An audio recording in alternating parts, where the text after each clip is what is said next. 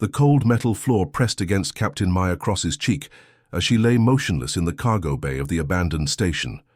Her breathing was so shallow it barely registered on thermal scanners, a technique the human military had perfected during the Outer Colony Wars. Around her, the scattered remains of what appeared to be a brutal attack painted the perfect scene. Torn fabric, dark stains that could pass for blood in dim lighting, and the acrid smell of burnt electronics hanging in the recycled air. She had been tracking the Void Hunter for 3 months across 7 systems. The creature had earned its name through a disturbing pattern. It would board derelict ships and stations, seeking survivors to collect. The Galactic Council had classified it as a Class 7 predator, but Maya knew better. This thing was intelligent, methodical, and worst of all, it seemed to enjoy the hunt. The station's artificial gravity hummed beneath her as she waited. Every fiber of her being screamed to move, to check her weapon, to do something other than lie there like prey. But that was exactly what she needed to be. Irresistible bait that would draw the creature close enough for her to strike. A soft scraping sound echoed through the chamber. Maya's enhanced hearing, boosted by military-grade implants, picked up the subtle rhythm of something large moving through the ventilation system above. The Void Hunter had arrived. She had studied the surveillance footage from previous attacks, analyzed the scattered testimonies of the few survivors. The creature was roughly humanoid but stretched wrong, as if someone had taken a person and pulled them through dimensions that didn't quite fit. Its limbs were too long, its joints bent at angles that made observers nauseous, and its face. Witnesses could never agree on what its face looked like, only that looking at it directly caused a primal terror that bypassed rational thought. The scraping grew closer. Maya forced herself to remain perfectly still, even as every instinct honed by 20 years of military service demanded action.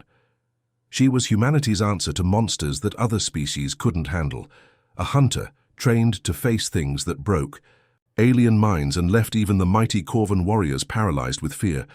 The ventilation grate above her creaked open with a whisper of displaced air. Something dropped down with fluid grace, landing just outside her peripheral vision.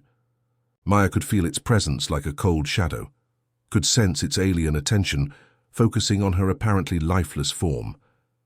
This was the moment that separated humans from every other species in known space, while others fled or froze when confronted. With the incomprehensible, humans had a unique gift. They adapted, they planned, and most importantly, they turned their apparent weaknesses into weapons. Every great bond starts with a single moment of courage. Sarge's Tales. Stories is just beginning, and your support matters. If you love emotional sci-fi tales, forbidden connections, and stories that stay with you, hit subscribe. It's free, and it helps us bring more stories from the stars to you. The creature moved closer, and Maya could smell something like ozone, mixed with decay. She felt rather than saw it lean over her, studying her with whatever served as its senses.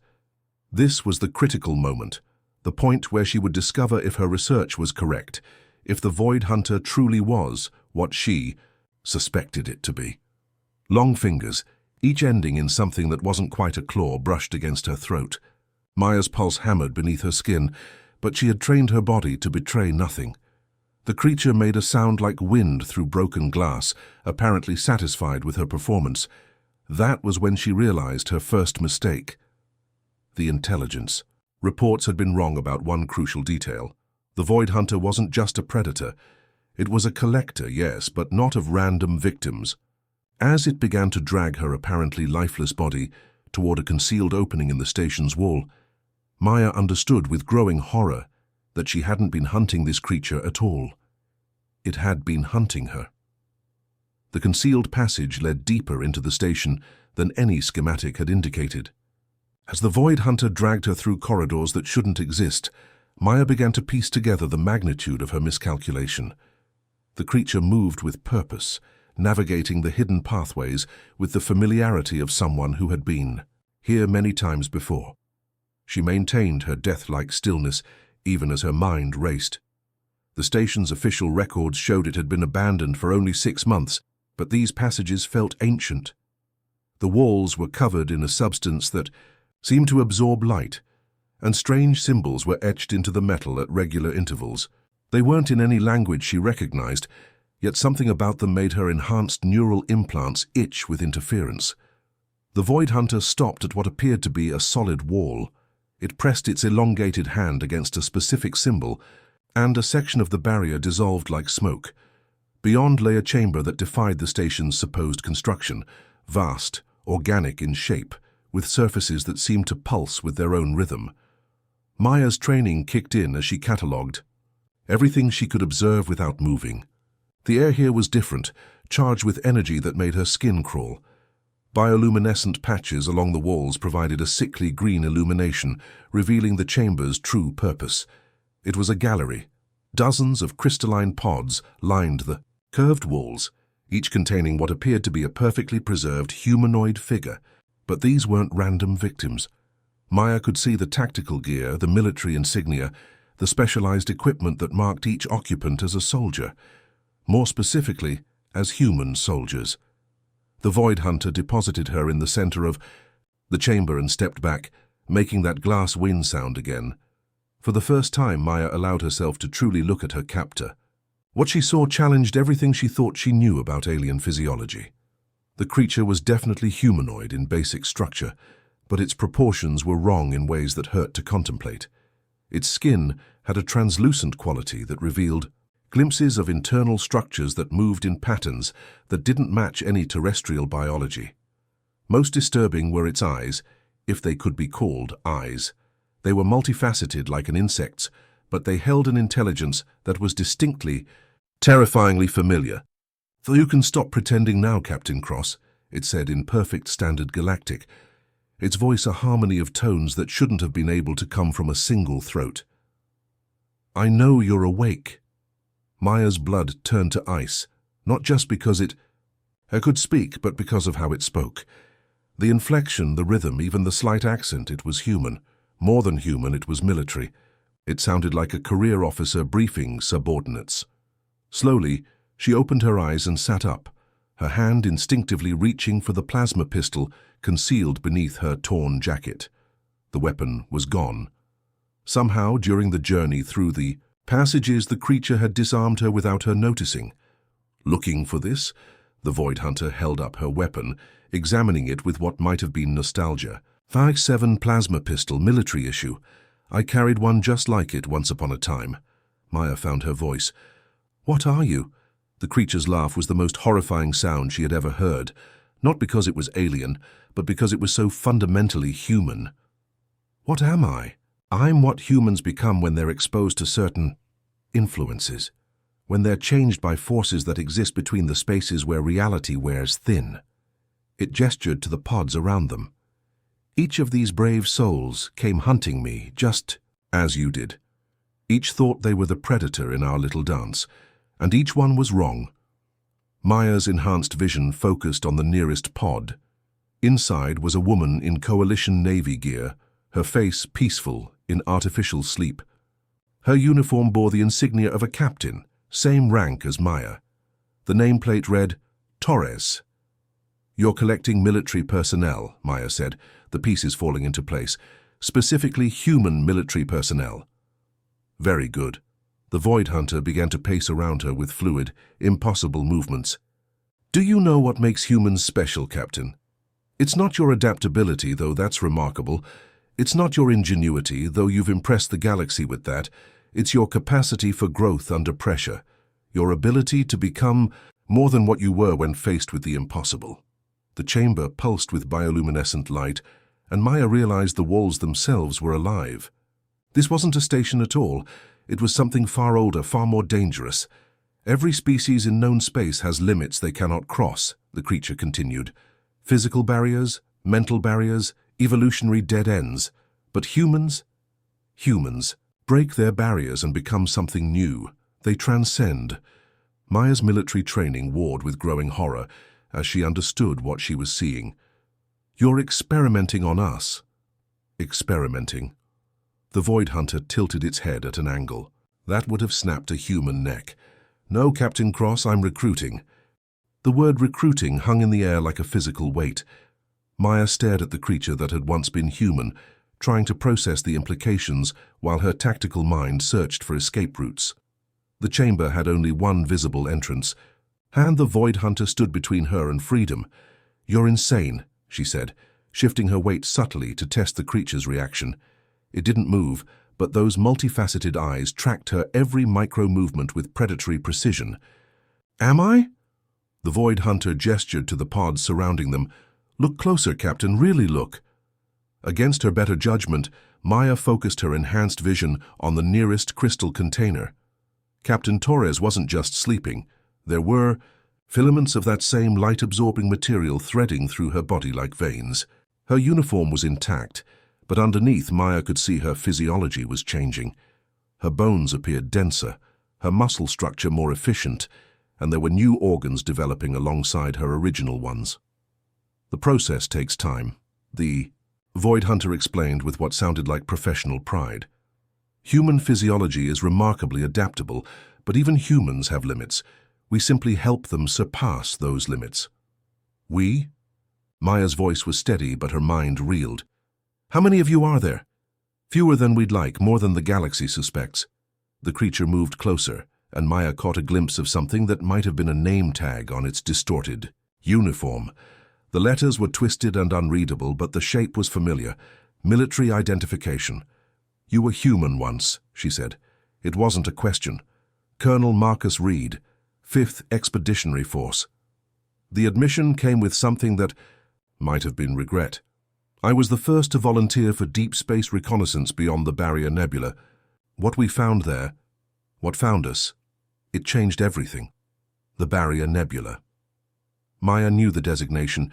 It was the edge of mapped space, the point beyond which even the most advanced civilizations refused to venture. Official reports claimed it was simply too dangerous for navigation, but now she was beginning to understand the real reason. "There are things between the stars that make the Galactic Council's worst nightmares look like children's stories," Reed continued. "Entities that exist in dimensions we can't perceive, forces that treat reality like clay to be molded. Most species that encounter them simply cease to exist. But humans..." A low harmonic filled the chamber, and the pods began to glow brighter. Maya could see movement within several of them. The occupants were stirring. "Humans fight back," Reed said, with unmistakable pride. "Even when faced with cosmic forces beyond comprehension, humans adapt. They find ways to survive, to grow, to become something capable of standing against the darkness." One of the pods began to open with a hiss of escaping atmosphere. The figure inside sat up slowly, and Maya's heart nearly stopped. It was a man. She recognized from intelligence briefings Commander Jake Stone, who had disappeared during a classified mission 8 months ago. His eyes opened, revealing the same multifaceted structure as Reed's. "Hello, Maya," Stone said in that same harmonic voice. "It's good to see a familiar face." Maya's tactical training screamed at her to run, but there was nowhere to go. Instead, she fell back on the thing that had kept her alive through 2 decades of military service: information gathering. "The attacks on civilian stations," she said. "You're not hunting randomly, you're looking for specific targets. Military personnel with the right psychological profiles," Reed confirmed. "Soldiers who've faced impossible odds and survived. Individuals who've already begun the process of transcending their original limitations." Another pod was opening. Maya recognized the occupant, Lieutenant Anna Beck, a demolitions expert who had single-handedly held off an entire Scarrid war party for 3 days with nothing but improvised explosives and pure stubbornness. "We're building an army," Beck said as she stepped from her crystal prison, her movements fluid and graceful in ways that human joints shouldn't allow.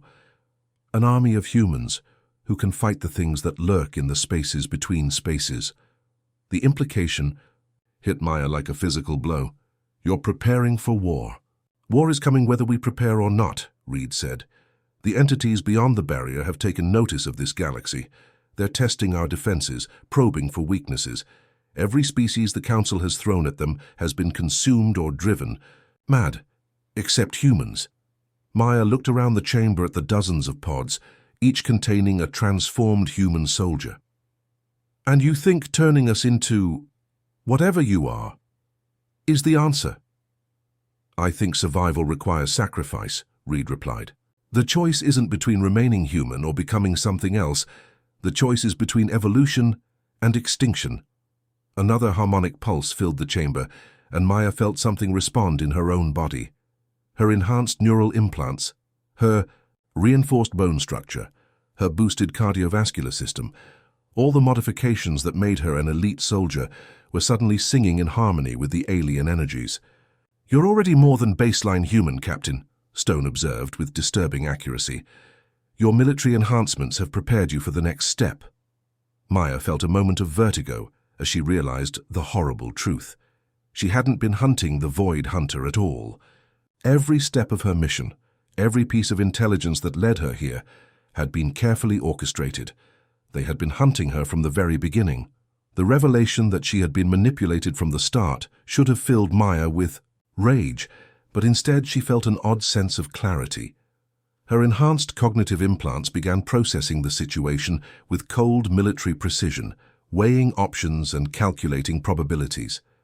"How long have you been watching me?" she asked, maintaining her composure, even as more pods began to open around the chamber. "Since the Corellian Station incident," Reed replied, "when you single-handedly fought off that Phantom-class entity that the entire Fifth Fleet couldn't touch. That was when we knew you had the potential." Maya remembered that mission. The official reports had classified the enemy as an unknown hostile, but she had known it was something far worse. The creature had been immune to conventional weapons, capable of phasing in and out of reality at will. She had only survived by thinking like her enemy, anticipating its movements through pure instinct rather than tactical doctrine. The psychological profile was perfect, Beck added, stretching limbs that moved with inhuman flexibility. Combat effectiveness under impossible conditions, adaptive thinking, and most importantly, the willingness to sacrifice everything for the mission. "But we needed to be certain," Stone continued, "so we created a test." The pieces fell into place with horrifying clarity. The Void Hunter attacks, the pattern of targeting military personnel, you staged all of it. "Not staged," Reed corrected. "Conducted. Every encounter was real, every battle genuine. We simply ensured that the right people were in the right places at the right times." Maya's hand moved instinctively toward where her sidearm should have been, but the weapon was still in Reed's possession. "And if I had refused to take the mission?" "Then you wouldn't have been the person we thought you were," Beck said with what might have been sympathy. "The process only works on individuals who choose to face the impossible. Fear can be overcome, but cowardice is a permanent barrier to transcendence." The chamber continued to pulse with that alien energy, and Maya could feel it interacting with her cybernetic enhancements in ways that should have been impossible. Her enhanced vision was picking up energy patterns that hadn't been visible before, complex geometric structures that seemed to exist partially outside normal space. "What exactly is this place?" she asked, gesturing to the organic walls around them. "A fragment," Reed replied. "A piece of something much larger that exists primarily in dimensions we can't perceive. We found it drifting beyond the barrier nebula, drew it here, and learned to interface with it." "Interface," Maya repeated. "You mean it's alive?" "Alive is too simple a term," Stone said. "It's aware, conscious, but not in any way we originally understood consciousness. It exists across multiple dimensional layers simultaneously, experiencing reality as a fluid concept rather than fixed law." As if responding to their conversation, the walls around them shifted slightly, surfaces flowing like liquid while maintaining their solid properties. Maya's enhanced neural implants registered the impossible sight and began throwing error messages that she had to consciously suppress. "The first time we encountered entities like this, they nearly drove us insane," Reed continued. "Human minds aren't designed to process multidimensional consciousness, but instead of breaking completely, we began to adapt. Our brains started creating new neural pathways, new ways of interpreting impossible information." Maya felt a chill that had nothing to do with the chamber's temperature. "And the physical changes?" "A side effect of mental adaptation," Beck explained. As our consciousness expanded to accommodate multidimensional awareness, our bodies began changing to support the new neural structures. Enhanced reflexes, improved sensory processing, the ability to perceive and interact with forces that exist outside normal space-time. Another pod opened, revealing a figure Maya didn't recognize, a tall woman with the bearing of a career officer. Unlike the others, her transformation was more advanced.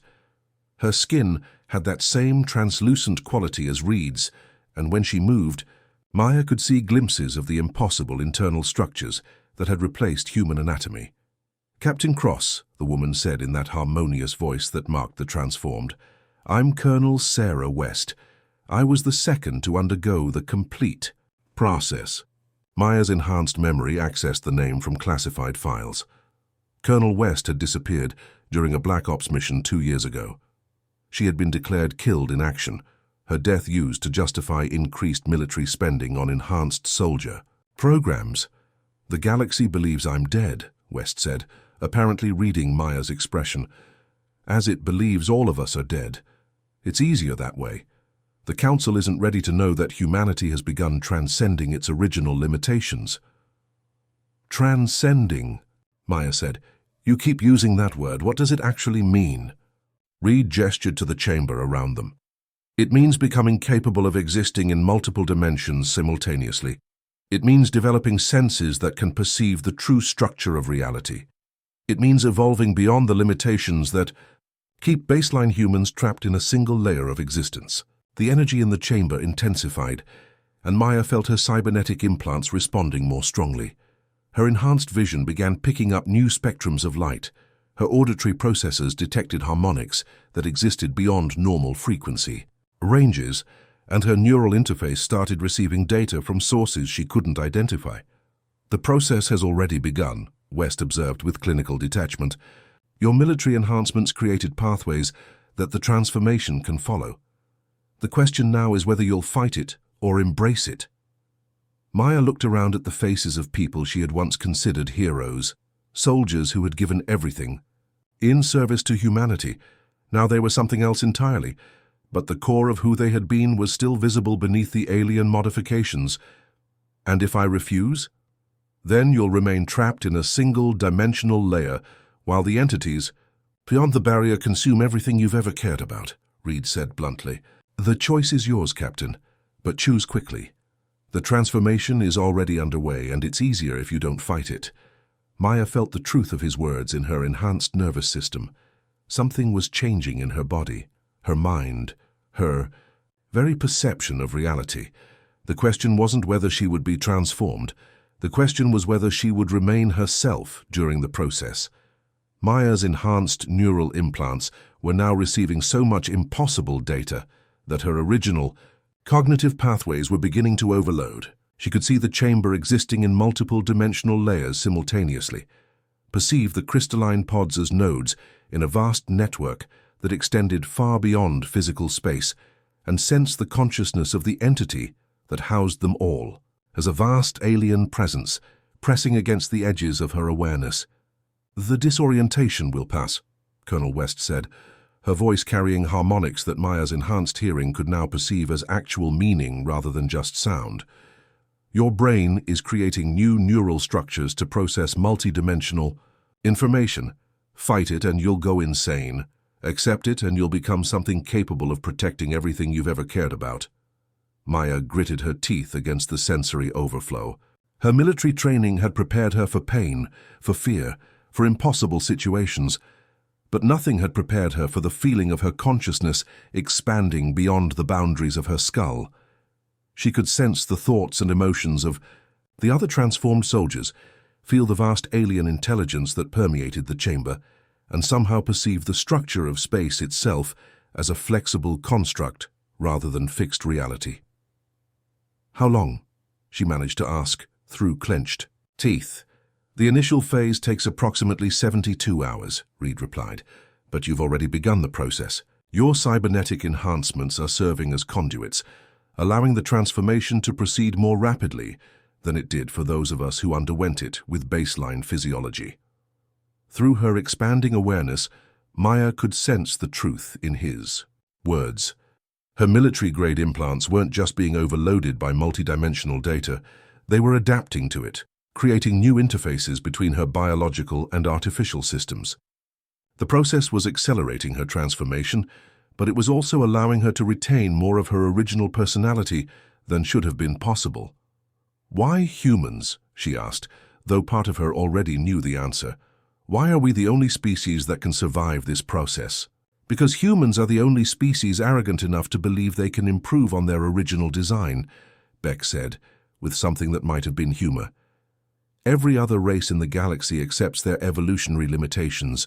Humans constantly try to transcend them." Stone nodded agreement. "The Corvan are too rigid in their thinking, the Thexian too focused on collective consciousness, the Altarian too dependent on technological solutions rather than biological adaptation. Only humans have the combination of individual determination and adaptive flexibility necessary to survive contact with multi-dimensional entities." Maya felt her perception shift again as new neural pathways came online.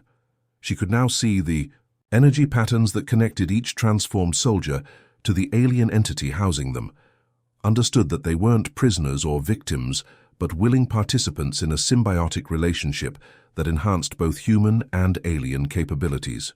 "The entity," she said, her voice carrying new harmonics as her vocal cords began to adapt. "What does it get from this arrangement?" "Perspective," West replied. "It exists across multiple dimensions simultaneously, but its consciousness is so vast that it has difficulty focusing on any single layer of reality. We serve as anchor points, allowing it to interact with our dimensional layer in meaningful ways. And in return, it shares its awareness with us," Reed explained. "We gain the ability to perceive and manipulate multidimensional space, to exist partially outside normal space-time, to fight entities that most species can't even comprehend." The chamber pulsed with renewed energy, and Maya felt the transformation accelerating. Her skeleton was becoming denser but somehow lighter, her muscle structure more efficient while gaining capabilities that defied human anatomy. Her skin was developing that same translucent quality that allowed glimpses of the impossible internal structures that were replacing her original organs. But most remarkably, her mind remained her own. Enhanced, expanded, capable of processing information that would have driven her insane hours ago, but still fundamentally Maya Cross, career soldier and protector of humanity. The real war hasn't begun yet, she realized, the words coming from insights that her expanded consciousness was gleaning from the alien entity's vast memories. The attacks on the frontier colonies, the phantom-class entities, the disappearances, beyond the Barrier Nebula, they're just probing actions. "Very good," Reed said with approval. "You're already beginning to process information from the entity's multidimensional awareness. What else do you see?" Maya's new senses extended far. Beyond the chamber, beyond the station, beyond normal space entirely, she perceived vast structures moving in dimensions that most species couldn't imagine. Entities so large that entire star systems were merely components of their anatomy, intelligences so alien that contact with them would obliterate any consciousness. Not specifically adapted to multidimensional existence. "They're coming," she whispered, the full scope of the threat becoming clear. "The entities beyond the barrier aren't just hostile, they're expanding into our dimensional layer. They see our galaxy as territory to be consumed. And every species the Galactic Council has sent against them has been absorbed or driven extinct," Stone added grimly. "The Corvan battle fleets, the Thexian mind warriors, the Altarian technology masters, all reduced to raw materials for entities that exist beyond our understanding of life and death." Maya felt her transformation reaching a critical threshold. Her consciousness was now partially existing outside normal space-time, giving her access to information and capabilities that her original human form could never have handled. But she was still Maya Cross, still driven by the same protective instincts that had made her a soldier in the first place. "How many of us are there?" she asked, though part of her already knew the answer from the entity's shared awareness. "Including you?" 47 active operatives across 12 systems, West replied. "Each one a veteran soldier, each one transformed enough to fight multidimensional entities while retaining enough humanity to remember what we're fighting for." Maya looked around at her fellow transformed soldiers and felt something she hadn't expected: hope. They were no longer entirely human, but they were still fundamentally driven by human values. They had become something new, not to abandon their species, but to protect it. "When do we begin?" she asked. Reed smiled, the expression strange on his transformed features, but unmistakably human in its warmth. "Welcome to the real war, Captain Cross. We begin now." The transformation completed itself over the next several hours, but Maya remained conscious throughout the process, her enhanced military conditioning allowing her to maintain psychological coherence even as her body rebuilt itself on a cellular level. When it was over, she stood before a mirror-like surface that the alien entity had grown from the chamber wall, studying her reflection with new eyes that could perceive spectrums of reality invisible to baseline humans. She still looked unrecognizably like Maya Cross, but the changes were unmistakable. Her skin had gained a subtle translucency that revealed the elegant efficiency of her new internal structures. Her eyes now held that same multifaceted quality as the others, allowing her to process visual information from multiple dimensional layers simultaneously. Her movements carried a fluid grace that spoke of enhanced reflexes and improved biomechanics. But most importantly, her mind remained her own. Enhanced, expanded, connected to a vast network of consciousness that included both her fellow soldiers and the alien entity itself, but still fundamentally driven by the same protective instincts that had defined her career. "The psychological integrity is remarkable," West observed, studying Maya with instruments that existed partially outside normal space. "Most subjects lose some aspect of their original personality during transformation. You've retained not just your memories and values, but your decision-making patterns and emotional responses." "Military conditioning," Reed suggested. Her neural pathways were already optimized for rapid adaptation under stress. The transformation simply gave her existing mental flexibility a broader range of operation. Maya tested her new capabilities, reaching out with senses she had never possessed to examine the structure of the chamber around them. She could perceive the station's hull as a thin barrier between normal space and the multidimensional realm where their alien host primarily existed. Beyond that, she could sense the vast network of similar entities scattered throughout the galaxy, many of them hosting their own collections of transformed human soldiers. 47 operatives, she said, her new voice carrying harmonics that conveyed additional layers of meaning. "Against entities that can consume entire star systems, the odds aren't encouraging." "The odds were never supposed to be encouraging," Stone replied. "We're not trying to match them in raw power. We're trying to outthink them, outmaneuver them, exploit weaknesses that exist because they're so vast they can't focus on small-scale tactics." Beck nodded agreement. "Individual humans are insignificant compared to multidimensional entities, but humans working together, enhanced with capabilities that allow us to operate across multiple dimensional layers, can accomplish things that even cosmic-scale intelligences don't anticipate." Maya accessed the shared consciousness network, downloading tactical information that had been gathered by operatives across 12 star systems. The picture that emerged was both terrifying and hopeful. The entities beyond the barrier were indeed massive, powerful, and utterly alien, but they were also predictable in their vastness. They operated according to patterns that smaller, more flexible intelligences could exploit. Strike teams, she realized, processing the strategic implications. Small units of transformed operatives working in coordination across multiple dimensional layers. "We can't match their power, but we can be everywhere they don't expect us to be." "Exactly," Reed confirmed. "While they're focused on consuming star systems, we hit their dimensional anchor points. While they're processing the destruction of entire civilizations, we disrupt the multidimensional structures that allow them to maintain coherence across different layers of reality." Maya felt her new consciousness expanding further as she interfaced more deeply with the alien entity's awareness. She could perceive the true scope of the threat now, vast intelligences that existed primarily in dimensions where the concept of individual identity was meaningless, entities that consumed entire realities as casually as baseline humans consumed food. But she could also see their weaknesses. They were so large, so distributed across multiple dimensional layers, that they required enormous amounts of energy to maintain coherence. They depended on vast networks of anchor points and dimensional bridges to focus their attention on any single layer of reality. And most importantly, they had never encountered resistance from beings who could operate across multiple dimensions while maintaining individual consciousness and tactical flexibility. "The first major incursion is coming," she said, accessing information from the entity's multidimensional awareness. 3 months, maybe 4. They've finished their preparations beyond the barrier, and they're beginning to establish anchor points in our dimensional layer, which is why we needed you, West said.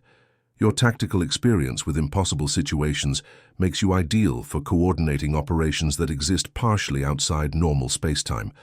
You'll be our field commander for the Sol System defense grid. Maya felt a chill that had nothing to do with the chamber's atmosphere. They're targeting Earth. Among other core worlds, Reed confirmed, the entities have identified high population systems as priority targets. More sentient minds means more raw material for their dimensional expansion projects. Maya's enhanced senses detected movement throughout the chamber as her fellow operatives began preparing for deployment. Weapons that existed partially outside normal space were retrieved from crystalline storage units. Armor that could provide protection across multiple dimensional layers was distributed, and communication devices that could maintain contact across impossible distances were activated.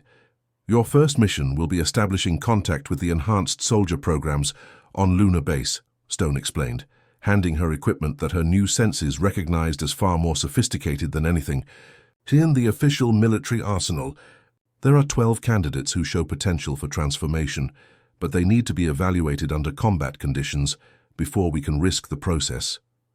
Maya accepted the gear, her new physiology automatically adapting to interface with technology that operated according to multi-dimensional principles. And if they don't have the potential, then they remain baseline human and serve as our connection to normal military command structures, West replied. We need allies who can coordinate with conventional forces while we operate in dimensional layers they can't perceive. Maya nodded, understanding the full complexity of what they were attempting. They were fighting a war that most of humanity couldn't even comprehend, using capabilities that would terrify their own species, all to protect a civilization that would probably consider them monsters if the truth were ever revealed. When do I leave? She asked. Reed checked instruments that displayed information in spectrums visible only to transformed senses. The dimensional bridge to Sol system will be ready in 6 hours. That gives you time to practice with your new capabilities and learn to coordinate with the entity's multidimensional awareness. Maya looked around at the chamber that had become her chrysalis, at the alien intelligence that had become her ally, and at the fellow soldiers who had become something more than human to protect humanity itself. The real war was about to begin. 6 hours later, Maya stood at the edge of what appeared to be empty space, but which her new senses recognized as a dimensional bridge, a tunnel through layers of reality that existed primarily outside normal spacetime. The alien entity had grown the bridge from its own multidimensional substance, creating a pathway that would allow her to travel instantly across the galaxy while remaining undetectable to both human senses and the cosmic intelligences that were beginning their invasion. Remember, Reed said as he made final adjustments to her equipment, the candidates on Lunar Base have been conditioned to accept impossible situations, but they've never encountered anything like us. Approach slowly, establish trust, and only reveal the full scope of the situation after you've confirmed their psychological stability. Maya nodded, her new consciousness processing tactical scenarios across multiple probability matrices. Her enhanced awareness could perceive the dimensional bridge as a complex geometric structure that folded space-time through angles that existed perpendicular to normal reality. Traveling through it would be like stepping outside the universe and then back in at a different location. What about the invasion timeline? She asked, accessing updated information from the entity's vast multidimensional awareness. Accelerating, West replied grimly. The entities beyond the barrier have detected our network of transformed operatives. They're beginning to realize that humanity poses a unique threat to their expansion plans. Maya felt the truth of that statement through the shared consciousness network. The cosmic intelligences had consumed thousands of civilizations over eons of expansion, but they had never encountered a species capable of adapting to multidimensional existence while retaining individual consciousness. The very fact that humans could be transformed without losing their essential humanity made them an unprecedented wildcard in the entity's calculations. "They're afraid of us," she realized with surprise. "Not afraid," Stone corrected. "Concerned. We represent a variable they can't easily account for. Their standard consumption patterns assume that any species capable of multidimensional awareness will either go insane from the revelation or lose individual identity in the face of cosmic consciousness. We do neither." Beck stepped forward with a device that Maya's enhanced senses recognized as a multidimensional communication array. "This will keep you in contact with the network regardless of dimensional barriers or spatial distance. If the invasion begins earlier than projected, you'll know instantly." Maya accepted the device, feeling it integrate automatically with her transformed physiology. The network of consciousness that connected all the enhanced operatives was both a strength and a vulnerability. It allowed perfect coordination across impossible distances, but it also meant that the loss of any operative would be felt by all the others. "The Sol System candidates," she said, reviewing the files that had been downloaded directly into her enhanced memory. 12 enhanced soldiers, all veterans of impossible situations. What makes you think they'll accept transformation?" "Because they're already partially there," Reed explained. "Military enhancement programs have been unconsciously preparing humans for multidimensional adaptation for decades. Enhanced reflexes, improved cognitive processing, cybernetic integration. All of it creates neural pathways that the transformation process can follow." Maya studied the dimensional bridge one final time, her new senses mapping the complex geometric structures that would carry her across the galaxy. The process was elegant in its impossibility. Rather than traveling through normal space, she would step outside reality entirely and emerge at her destination without any time having passed from her perspective. "One more question," she said, turning back to her fellow operatives. "If we succeed, if we actually manage to stop the invasion and protect the galaxy, what happens to us? Do we ever get to go home?" The silence that followed was answer enough. They had become something more than human to protect humanity. But the price of that transformation was that they could never truly be part of the civilization they were fighting to save. They existed in the spaces between worlds now, guardians, operating from the shadows, protecting a species that would fear them if the truth were ever revealed. "Home is wherever humanity survives," West said finally.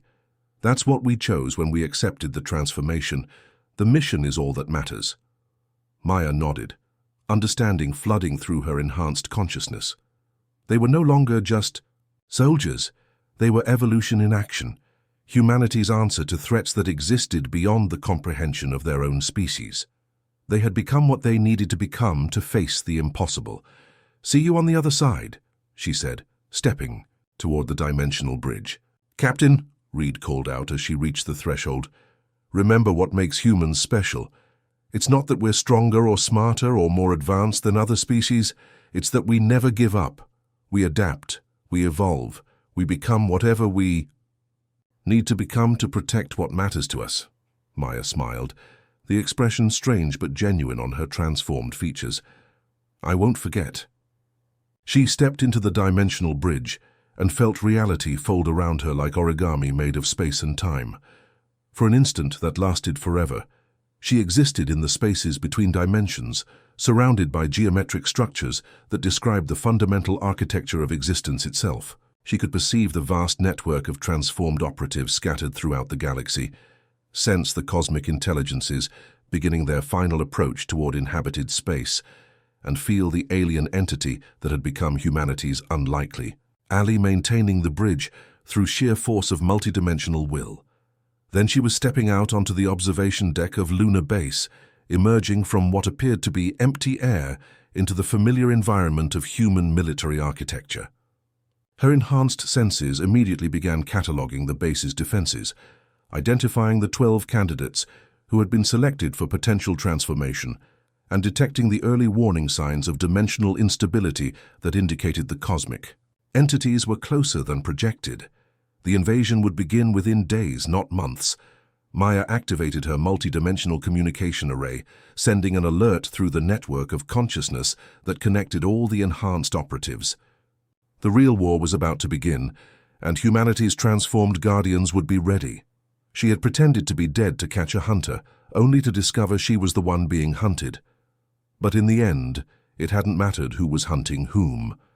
What mattered was that humanity had found a way to evolve, to adapt, to become something capable of standing against the darkness between the stars, and they would never stop fighting for the species they had transcended in order to protect. The cosmic. Entities beyond the barrier had made one crucial miscalculation. They had assumed that transformation would make humans less human, that evolution would diminish their connection to their original species. Instead, it had made them more human than ever, more protective, more determined, more willing to sacrifice, everything for the survival of their kind. The galaxy was about to learn what happened when you threatened a species that had learned to transcend its own limitations while never forgetting what it meant to be human. Maya smiled and began her approach toward the first candidate, ready to begin the process of building humanity's ultimate defense against the impossible. After all, every great bond starts with a single moment of courage, and the courage to become more than what you were born to be was the most human trait of all.